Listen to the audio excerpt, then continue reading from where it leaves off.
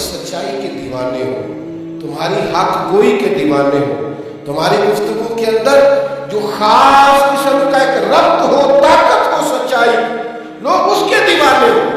نہیں کہتے مسلمان حق گفتگو کرنی ہے تو وہ اس طرح کی کرنی ہے کہ یہ بھی راضی رہے اور وہ بھی راضی رہے، بات کرنی ہے تو اس طرح کی کرنی ہے کہ بیچ کی کرنی ہے جس سے کہیں کوئی ہمارا ذاتی نقصان نہ ہو۔ آپ یقین کریں، وہ میں کبھی چھوٹے موٹے جھگڑوں میں کسی بڑے آدمی کو، کسی سرپنچ صاحب کو یا کسی مالدار آدمی کو فیصلہ کرتے ہوئے دیکھتا ہوں نا، تو میں کہتا ہوں یار آپ کے یہ کوئی فیصلہ ہے، اس میں تو جھول ہے، یہ بھی تھوڑا ٹھیک ہو جائے، تھوڑا یہ بھی ٹھیک ہو جائے، آپ جھوٹے کو جھوٹا کہیں اور سچے کو سچا کہیں، آپ دو ٹوک بات کریں، آپ دو ٹوک ہو جائیں، سیدھی سی بات ہے۔ پہلا سبق دے رہا ہوں آپ کو امام حسین کے پیغام کا، سچ کہنا شروع کرو تو صحیح، ہاں سچ کہنا شروع تو کرو تو صحیح، بہت ساری جڑی بوٹیاں ویسے ختم ہو جائیں۔ آپ حق بات کرنی تو شروع کریں، آپ دیکھیں گے کئی کھٹمل، کئی بچھو ویسے ہی آپ کو مرتے اور دم توڑتے دکھائی دیں گے۔ کچھ لوگ ایسے ہوتے ہیں جو سچ کا سامنا کرنے کی طاقت نہیں رکھتے۔ اور ایک اور بات یاد رکھنا، خوشبو ہوتی ہے، اس کا پوری طرح میں کوئی گلا دبا دے تو خوشبو آنا بند نہیں کرتی، خوشبو بہرحال آ جاتی ہے، اس کی ایک اپنی طاقت ہے۔ آپ اس کا گلا دبا دیں، کچھ کر دیں، ہوئی جو خوشبو، اس نے جس طرح بدبو آتی ہے نا، آپ ناک پورا بند کر لیں تو اس نے پھر بھی تو خوشبو حق نہ حق ہوتا ہے، سچ ہوتا ہے، باطل ہوتا ہے۔ کربلا کی مٹی آج بھی گواہ ہے، وہ ریگستان آج بھی گواہ ہے، اس پر چمکتا ہوا امام حسین کا گنبد، اس پر دمکتا ہوا امام حسین کا مزار، امام علی مقام کا وہ پر وقار مقبرہ آج بھی گواہ ہے کہ مٹی کے نیچے آرام فرما حسین ابن علی کی قبر بھی حق کا اعلان کر رہی ہے۔ آج بھی سچائی کی خوشبو آ رہی، اس مزار کا روح پر دبدبا، ولولہ آج بھی ہیبت طاری کر دیتا ہے لوگوں کے دلوں۔ ساری زندگی کوئی رب کی عبادت کرے، ایک سجدہ بھی معاذ اللہ کسی بت کو کر دے، پچھلی ساری عبادتیں کارن چلی گئی، مشرک ہو جائے۔ ایک منٹ کی بھی ملاوٹ دین برداشت، سمجھوتا کیسے کر لیتے ہیں لوگ اصولوں پر؟ نہ کریں سمجھوتا، آپ ذرا کھڑے ہونا سیکھیں، آپ تھوڑا ڈٹنا سیکھیں، آپ تھوڑا اپنا مورال بلند کریں، آپ کا کوئی سٹیٹس ہونا چاہیے، کوئی معیار ہونا چاہیے، اپنے مقصد پر کبھی بھی کوئی سمجھوتا نہیں ہو سکتا۔ تو ایک تو اصولوں پر سمجھوتا نہیں، دوسرا دھمکیوں کی پرواہ نہیں۔ زندگی جو ہوتی ہے نا، اس نے بہرحال ختم ہونا ہوتا ہے، تو اگر کوئی شخص اپنے نیک، جائز اور دینی مقصد کے راستے میں دھمکیوں کی پرواہ کرنے لگ جائے، وہ خیال ہی نہ کرے کہ میں دین بیان کر رہا ہوں اور پھر 2-4 باتیں پوری ہوئی نہیں اور وہ ڈر جائے، تو وہ کمزور پڑ جائے گا۔ 1 2 4 5 منٹ کے اندر بلیک میل ہو جاتے ہیں لوگ، کوئی برداشت ہی نہیں کر پاتے، نتیجے اس کے ٹھیک نہیں نکلتے۔ یہ کام بھی کفار نے کیا، نبی پاک علیہ السلام نے اعلان نبوت کیا تو سلسلہ جب آگے چلا تو ایک ٹائم ایسا آیا کہ ساری برادری اکٹھی ہو کے جناب ابو طالب کے پاس آ گئے۔ یہی چچا تھے جو حضور کی ہر حوالے سے طرفداری بھی کرتے تھے، حمایت بھی کرتے تھے۔ وہ آئے، آ کے جناب ابو طالب سے کہا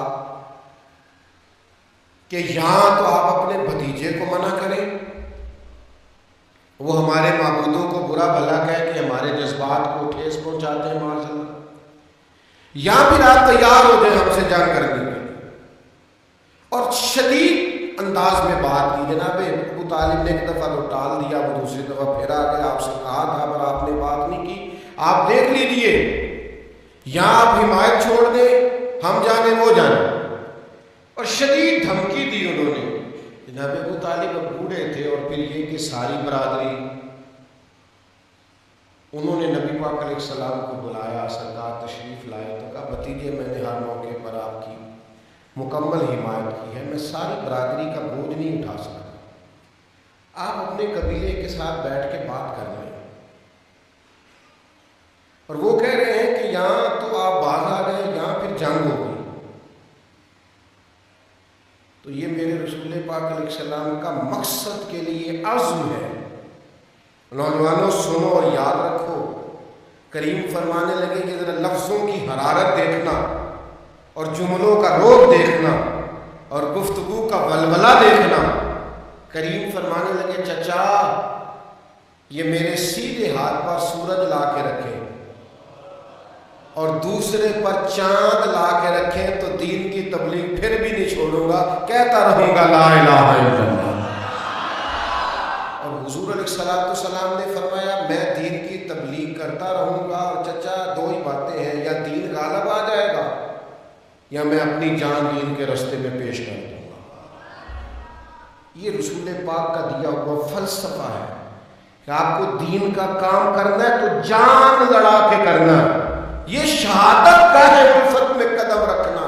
لوگ آسان سمجھتے ہیں مسلمان ہونا، آپ کو پھر پوری مشقت کے ساتھ زخم پہ زخم کھا کے جی خونے جگر کے گھونٹ پی آہ نہ کر لبوں کو سی، یہ عشق ہے، کوئی دل لگی نہیں۔ چپ کر کوئی گلہ نہ کرنا، شکوہ نہ کرنا، کسی قسم کا لفظ زبان پہ اعتراض کا نہ لانا، یہ عشق ہے، کوئی دل لگی نہیں۔ میرے عزیز دوستو، جس کریم رب نے یہ کائنات بنائی ہے نا، وہ بنانے کے بعد فرماتا ہے میں نے آزمائش کے لیے بنائی۔ وہ کہتا ہے انسان کیا سمجھتا ہے اسے ایسے ہی چھوڑ دیا جائے گا، اس کی آزمائش نہیں کی جائے گی۔ وہ کہتا ہے میں نے آزمائش کرنی ہے، ضرور کرنی ہے۔ کتنی کرنی ہے؟ وَلَنَبْلُوَنَّكُمْ بِشَيْءٍ مِّنَ الْخَوْفِ وَالْجُوعِ وَنَقْصٍ مِّنَ الْأَمْوَالِ وَالْأَنفُسِ وَالثَّمَرَاتِ۔ تمہیں ضرور آزمایا جائے گا، بھوک سے بھی آزمایا جائے گا، خوف سے بھی آزمایا جائے گا، مالوں جانوں پھلوں کی کمی سے بھی آزمایا، تمہیں آزمانا ہے۔ وہ کیسا اسٹوڈنٹ ہے تو تعلیم تو پوری حاصل کرے، اسکول کی بجلی اور پنکھا بھی استعمال کرے، ادارے کی ساری سہولیات بھی استعمال کرے، لیکن امتحان کا وقت آئے تو کہ میں نے دینے نہیں۔ بھئی آپ کے اوپر محنت ساری کی گئی، آسانیاں ساری کی گئی، اب آپ پر امتحان کا وقت آیا ہے تو آپ گھبرا گئے، آپ جی چراتے ہیں، آپ اسے اپنے سکون کے خلاف محسوس کرتے ہیں۔ کریم کہتا ہے امتحان لوں گا، لیکن اس امتحان میں جو پاس ہوں گے نا انہیں خوشخبری بھی ملے گی، لیکن خوشخبری میں نہیں سناؤں گا۔ وَبَشِّرِ الصَّابِرِينَ، محبوب جو صبر کرے انہیں آپ خوشخبری سنا دیں۔ اہم بات عرض کر رہا ہوں، آپ اس پر غور فرمائیں۔ اللہ کہتا ہے کائنات بنانے والا کہتا ہے میں آزماؤں گا، تو مالک ہم نے کیا کرنا ہے؟ فرمایا صبر کرنا ہے تم نے۔ امام غزالی تو کہتے ہیں 70 مقامات ہیں قرآن مجید میں جن میں صبر کا تذکرہ ہے، لیکن بعض علماء نے لکھا ہے 100 مرتبہ قرآن مجید میں اللہ نے صبر کا ذکر کیا۔ کس نے کہا یہ صبر کرو؟ یہ 70 یا 100 مرتبہ فرمانے والا قادر مطلق ہے، جس کے قبضہ و قدرت میں ساری کائنات ہے۔ پل بھر میں چاہے تو لفظ کن سے کیا کر دے، وہ کہتا ہے میرے پاس ساری قدرتیں ہیں، حکمتیں ہیں، میرے قبضہ و اختیار میں سارا کچھ ہے، پر میں تمہیں کہتا ہوں مجھے صبر تو کر کے دکھاؤ۔ گویا حکمت الہی ہے صبر کرو۔ یا اللہ مشکل بڑی آ گئی، تکلیف بڑی ہے، پریشان بڑے ہیں، ہم ڈپریشن کے اندر پوری طرح مبتلا ہو گئے ہیں، زمانے کی تیز دھوپ نے ہمیں سخت ترین تپتے ہوئے صحرا پہ لا کھڑا کیا ہے۔ مالک کریم ہماری حالت یہ ہے کہ ہم اپنے ذہن پر، روح پر، آنکھوں پر، کانوں پر بوجھ محسوس کرنے لگے ہیں، ہماری نیند اڑ گئی ہے، ہماری طبیعت بے چین ہے، کیا کریں؟ ہمیں تیری مدد چاہیے، ہماری مدد فرما۔ تو کائنات کا رب کہتا ہے یا ایھا الذین آمنوا استعینوا वस्सलाम। اے ایمان والو، صبر اور نماز سے مدد طلب کرو، اور اگر تم یہ مدد طلب کرنے میں کامیاب ہو گئے، تم نے صبر کر لیا، تم عبادات کے پابند ہو گئے، تمہارے مصلے آباد ہونے لگے، تمہاری زبانوں پر ذکر جاری ہونے لگا، تم اپنے مالک کریم کو یاد کرنے میں کامیاب ہو گئے اور صبر کرنے میں کامیاب ہو گئے، تو مالک پھر کیا ملے گا؟ امتحان میں کامیابی ہو جائے گی، مشکل آسان ہو جائے گی، پھر ہمیں کیا ملے گا؟ تو کریم فرماتا ہے ان اللہ مع الصابرین، پھر تمہیں رب ملے گا۔ پھر تم یہ مت سمجھنا کہ تمہارے دائیں بائیں کوئی گن مین کھڑے ہیں، اور یہ مت سمجھنا کہ بڑی سیاسی شخصیات تمہاری پشت پر کھڑی ہیں، یہ مت سمجھنا کہ کروڑوں اربوں خربوں روپیہ لے کے کوئی آ گیا ہے، مشکل حل ہو گئی ہے۔ ان اللہ مع الصابرین، تمہاری پشت پہ انسانوں کی قوت خالی نہیں ہوگی، تمہیں رب کریم کی قوت ملے گی۔ صبر کرنے والوں کو معیت الہی نصیب ہوگی، معیت الہی۔ ایک درویش تھے تو وہ کہتے ہیں کہ جے محبوب پیارا ایک دم، جے محبوب پیارا ایک دم وسے نام اساڈے، تے سمجھا میں ہما پکھیڑو پھاتا جال اساڈے۔ کہتے میں نے کہاوت سنی ہے کہ ایک پرندہ ہے ہما نام کا، تو وہ پرندہ کسی کے سر سے گزر جائے تو بندہ بادشاہ بن جاتا ہے۔ کہاوت ہے ایک پرندہ ہے، کسی کے سر سے گزر جائے تو بندہ، تو کہتے ہیں اگر میرا محبوب ایک گھڑی میرے پاس رہے گا تو میں یہ نہیں سمجھوں گا کہ میرے سر سے وہ گزر گیا، میں سمجھوں گا میرے قبضے میں آ گیا۔ یعنی جس کے سر سے گزر جائے وہ تو بادشاہ بن جاتا ہے، جس کے قبضے میں آ جائے وہ جس کو چاہے بادشاہ بنائے۔ کہتے ہیں جے محبوب پیارا ایک دم وسے نال اساڈے، تے سمجھا میں ہما پکھیڑوں پھاتا ہے جال اساڈے، میں سمجھوں گا وہ میرے جال میں آ گیا، میں جس کے سر سے چاہوں گزار کے بادشاہ بناؤں۔ تو محبوب تک پہنچنے کا رستہ کیا ہے؟ تو محبوب کہتے ہیں یا ایھا الذین آمنوا استعینوا بالصبر والصلاۃ، اے ایمان والو تم صبر اور نماز سے مدد مانگو، ملے گا کیا؟ ان اللہ مع الصابرین، تمہیں محبوب ملے گا، اللہ تمہارے ساتھ ہو جائے گا۔ آپ کو پتہ ہے بعض دنیاوی چیزوں میں بعض لوگ الجھ کے رہ جاتے ہیں، کیوں؟ ان کا کوئی مقصد نہیں ہوتا زندگی کا۔ بعض لوگوں کو شہرت کی بڑی عجیب و غریب قسم کی ہرس ہوتی ہے، وہ سارا وقت اپنا ضائع کر دیتے ہیں، نہ عبادت، نہ روحانیت، نہ تقویٰ، نہ کوئی کسی قسم کی باطنی کیفیات، بس میں بھی ہوتا ہوں، میرا بھی ایک نام ہوتا ہے، ساری زندگی ضائع ہو گئی۔ اپنے لیے کوئی بہترین مقاصد تلاش کریں۔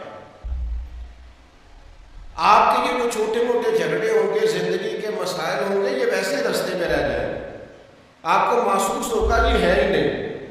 لوگ جدوجہد کرتے تھے، صحابہ چلتے تھے، میلوں کا سفر، مہینوں کا سفر ہوتا تھا، پیروں میں چھالے پڑ کر ٹوٹ جاتے تھے اور زخم بن کر ٹھیک ہو جاتے تھے، پر ان کا سفر جاری رہتا تھا۔ بڑے زخم لگے، بڑے زخم ٹھیک ہوئے، پر وہ سفر جاری۔ اپنے مقاصد کا تعین کریں۔ ایسا نہیں ہوتا کہ سارے راستے ہموار ہی ہوں، پہاڑی راستہ بھی ملتا ہے۔ ایسا نہیں ہوتا کہ سب رستوں کے اندر سڑکیں ٹھیک ہی بنی ہوں، ٹوٹے رستوں سے بھی گزرنا پڑتا ہے۔ ایسا نہیں ہوتا کہ ہر جگہ طبیعت آپ کی ٹھیک ہی ہو، بیماری اور تکلیف کے وجود کے ساتھ ہی آپ کو آگے بڑھنا ہے، پر شرط یہ ہے کہ کوئی مقصد دل میں ہو، کوئی لگن ہو، کوئی تڑپ، کوئی خاص مقام ہو، آپ کا کسی طرف بڑھنے کا ذوق ہو۔